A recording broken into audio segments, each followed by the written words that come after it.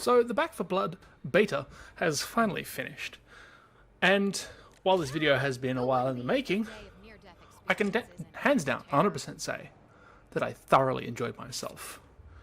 The beta was run in 2 parts, each consisting of 3 days apiece. I was late to the first half, but what I played I thoroughly enjoyed.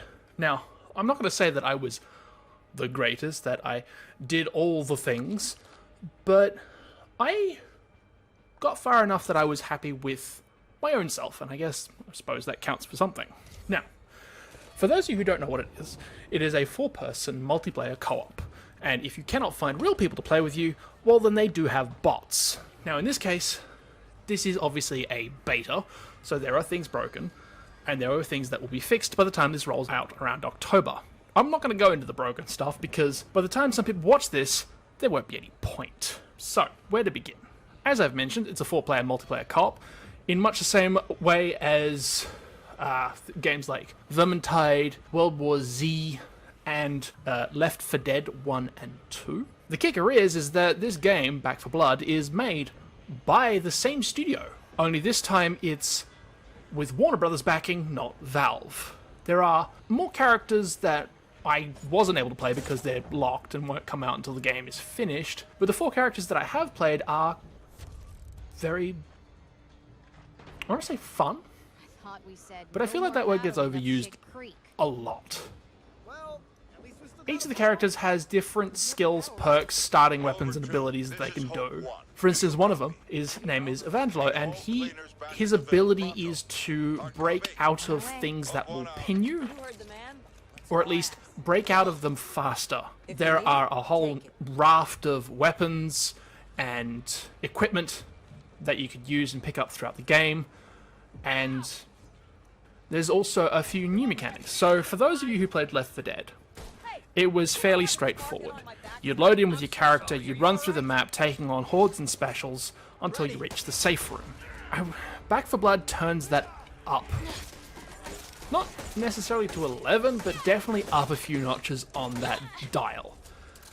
They've introduced a few new mechanics, such as copper coins that help you buy things like attachments for weapons within the safe room at the start. Each time it's not just a single map, you now are involved in a run. The only thing that I can equate this to is with Vermintide 2's latest DLC, for lack of a better turn of phrase, the Chaos Wastes, where you would enter into a run through the Chaos Wastes, starting at one map and finishing on another 4 or 5 maps down the line. Back 4 Blood's runs usually have 8 maps. You can duck out wherever you want to. You can also continue said runs after you've ducked out periodically. You can also abandon said runs. But the point is that these copper coins allow you to buy equipment, things like grenades, health packs, stuff to help you continue the mission, like revive packs, like a defibrillator or a heavy-duty medical pack. You could even then there's attachments for your weapons, things like silencers to make them quieter so you can be a little bit more sneaky, things that help with recoil, movement speed, more bullets, less bullets, that kind of thing. And obviously the weapons themselves. The only thing I don't think you can attach stuff to are the melee weapons, of which there are a few. Now, I don't have enough time, and I can't remember all the weapons that you can do stuff with, and I can't remember what all the characters do, but each of the characters, they have, like I said, their own unique abilities. Used Evangelo by way of an example, and they will have really good synergy. The thing that really, I guess, sets this game out from other stuff is the use of cards and deck building.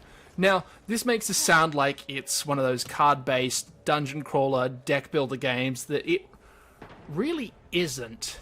It's taken that whole deck building idea from some of those games to somewhere different. The primary difference is that despite the cards are not the game themselves, they're just a small part of a greater whole. The cards do the same thing as your attachments for weapons would do, but in a different kind of way. each of the cards within the deck that you build has a particular purpose, be it giving you better stamina, being able to run faster, being able to do more damage, take more damage. For instance, there's a few cards that allow you to take more damage. Couple of the cards that I found particularly indispensable was one that turned your knockback stun melee for when you're reloading and the zombies come up on you, you can knock them back. It turns that into a knife attack, which is a one-hit kill. But melee does cost stamina, as does running. So it's something that you don't want to be doing all the time, but combining that card with turning your knockback into a kill, combining that with another card which actually turns that into something that will heal you for 2 HP, I found those cards indispensable to the point where the 3 decks that I have built, one was an all-rounder, one is a melee only, and one is a shooter only, they all have that in it. It's just something about those 2 cards giving your character, not necessarily invincibility, but a little bit more longevity. For myself, at least, made them indispensable. I did get the opportunity to play with a few friends as well. Shenanigans happened. Cannon, look at me. Look at me. Look at me right now. Look at me. Look at me. Just look at me in all my glory. Look at me right here as I'm sitting in front of me. Ask me again. Ask me again. Look at me. Look at me. Look at me and ask me honestly, Zippy, do you need ammo? Do I? So I'm going to use that to, well, basically talk about the player base. Because Turtle Rock also did something, it's not a new idea, but a lot of people have decided that it's, I guess, I want to say too hard to implement, but I know it's been done before.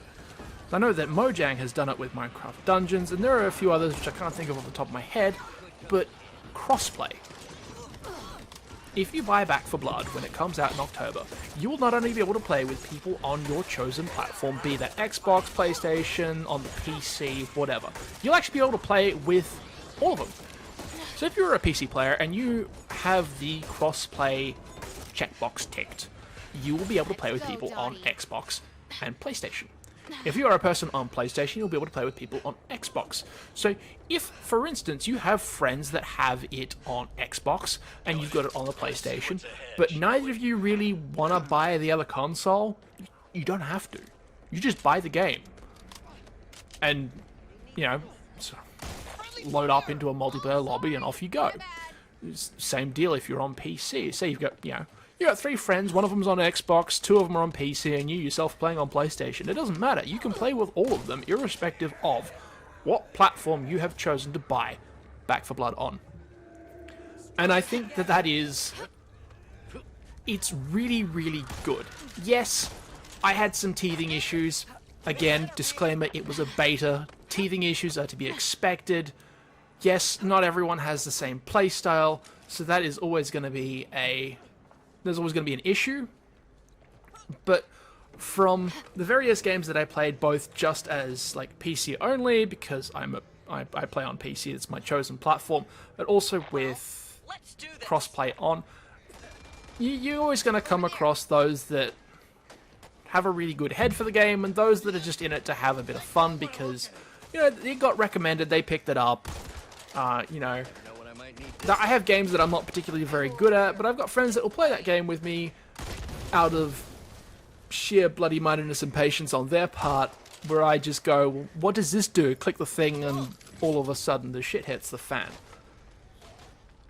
By way of an example, obviously. So, they've done it really, really well. I gotta give them props for that. Crossplay works. It works smoothly, for one thing. And I had a lot of fun with it.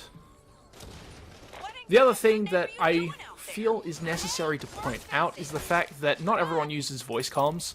Voice comms are a thing in Back 4 Blood. For a majority of the runs, I found it to be something that is indicative of how the run is going to perform. There are Obviously, there's a text chat as well. But for some people, I feel like voice comms should be used more. I have had more fun where I've been able to communicate with my teammates, bounce off them, and just create an enjoyable, playable atmosphere than runs where everyone has been completely silent. Which is not always...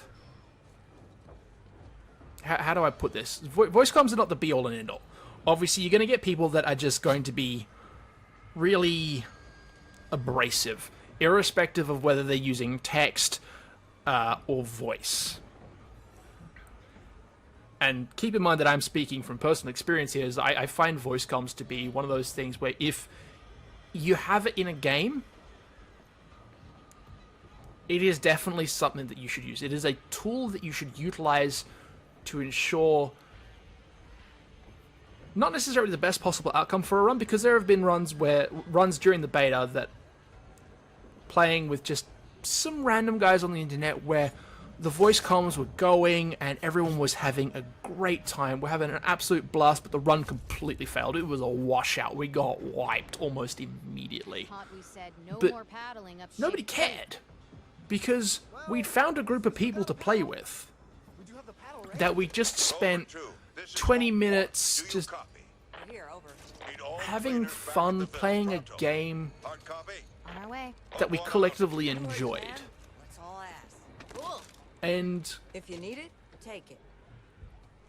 Again, going back to one of the other games that I play a remarkable amount of, Vermintide 2, I have the same